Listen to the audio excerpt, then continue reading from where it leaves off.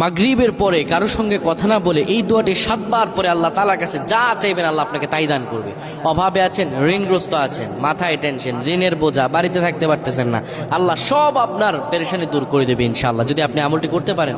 আমল মানুষের জীবন বদলিয়ে দেয়, আমল মানুষের জীবনকে পরিবর্তন করে দেয়। আল্লাহ তাআলা আপনার সব দোয়া কবুল করে নেবেন ইনশাআল্লাহ।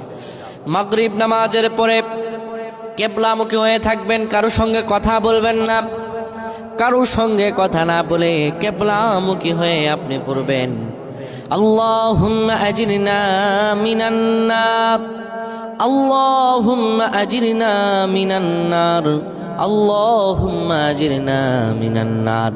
যদি এটি আপনি মাগরিব নামাজের পরে কারো সঙ্গে কথা না বলে পড়ে 7 বার পরে দুটি হাত তুলে আল্লাহর কাছে দোয়া করেন, আল্লাহ জাহান্নামের আগুন থেকেও বাঁচাবেন এবং আল্লাহ আপনার সব দোয়াগুলো কবুল আর মঞ্জুর করে নেবেন। আল্লাহুম্মা আমিন।